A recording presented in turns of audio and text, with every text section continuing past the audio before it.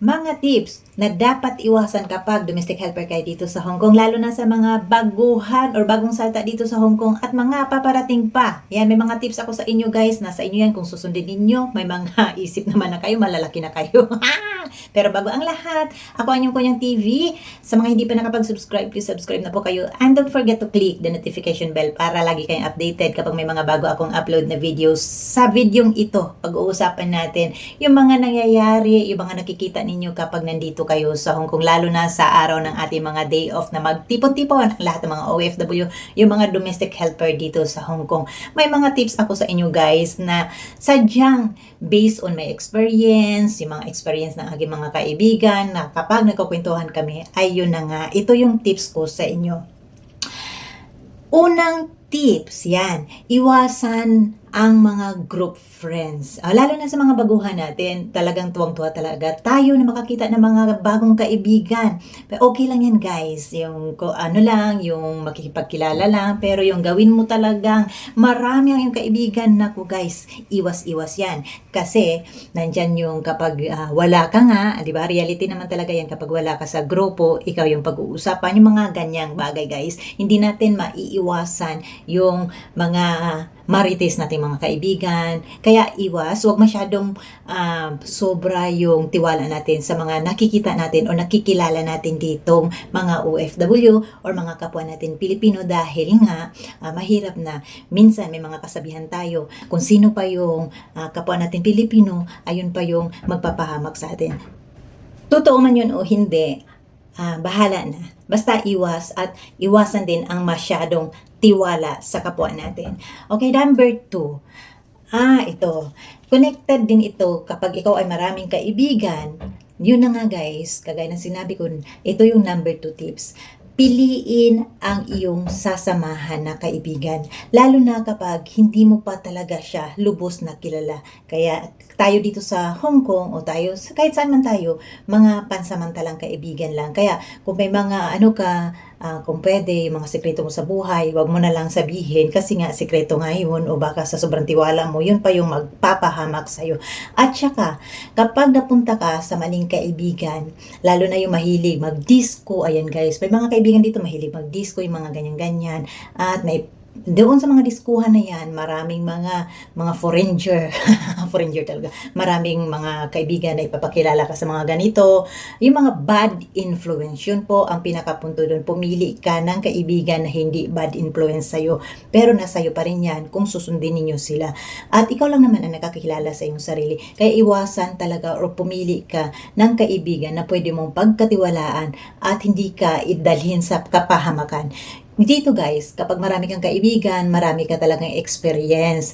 At una nga guys, ito pa yung iwasan mo, yung may kaibigan dahil sa sulsul, ayan, lalo na mahilig makipag-date. Dito guys, marami talaga ang nangyayari yan ha. Merong nasisira ang pamilya dahil sa mga ganyan, sa mga lalaki. Nasisira ang disposisyon sa buhay dahil sa boyfriend. Marami din dito guys yung mga ganyan.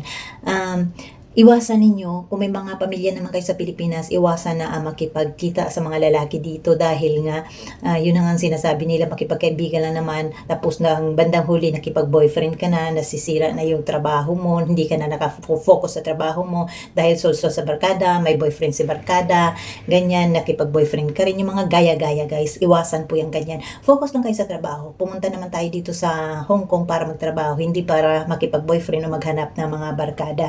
Kaya, piliin talaga yung hindi mga bad influence sa inyo. Number 3. Dahil nga marami tayong mga barkada, influensya ng barkada, ito ang sunod na iwasan. Number 3, ang pag-iinom. Kung hindi mo naman kaya dalhin ang alak sa iyong katawan, dahil nga ang sinasabi, ang alak nga guys, kapag nandyan na ang espiritu ng alak sa iyong katawan, hindi mo na alam ang iyong ginagawa. Totoo ba yun?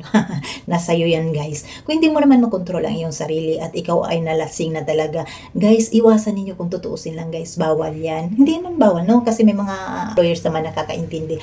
Pero ay nandito tayo sa Hong Kong para magtrabaho, hindi para pumunta dito sa Hong Kong, maghanap ng barkada at dito makipag-inuman.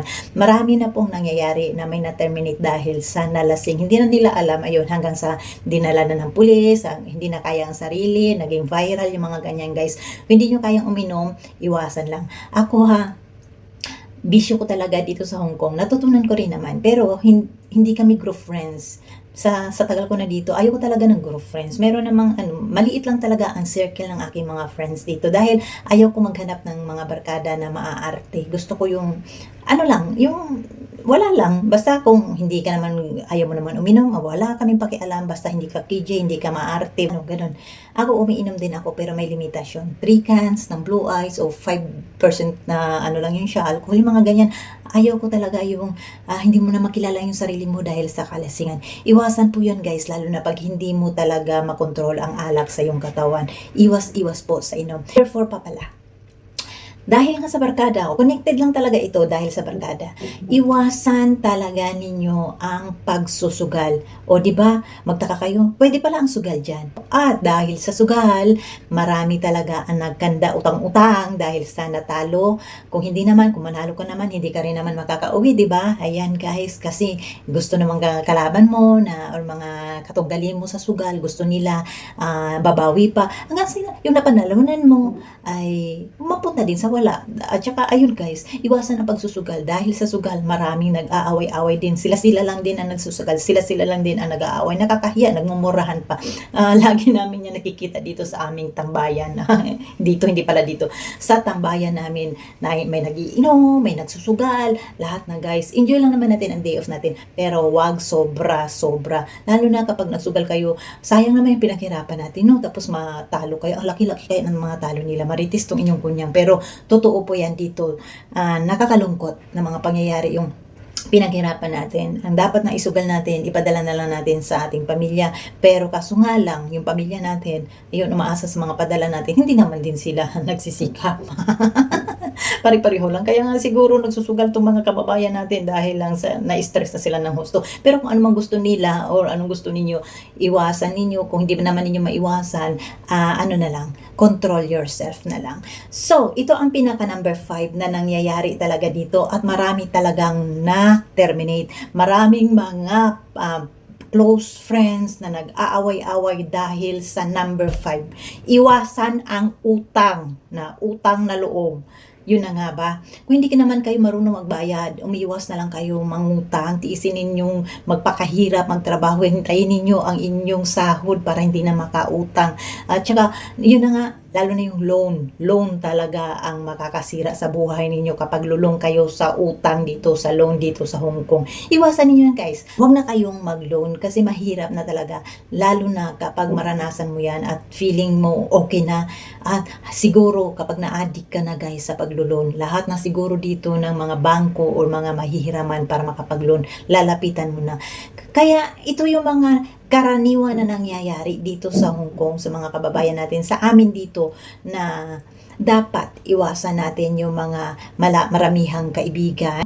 Nung bago pa ako dito, nakita ko na yan guys, kung sino pa yung matagal na nagtatrabaho dito sa Hong Kong, nakikita mo sila, isa lang nagde-day off. Nung tinanong ko bakit sila mag-isa lang, hindi ka ba mahilig sa mga makipagkaibigan, ang sagot na nila, naranasan ko na yan, sawa na ako sa mga ganyan, sawa na ako sa mga bisyo, mas maganda na mag-isa ka na lang. O di ba? Kung kaya mo naman mag-isa, alam mo guys, dati masaya din pag mag-isa kasi napupuntahan mo yung gusto mong puntahan, nakakatulog ka, na wala kang akay-akay, wala kang mga daladalang kaibigan na mga KJ naman, yung mga ganun guys.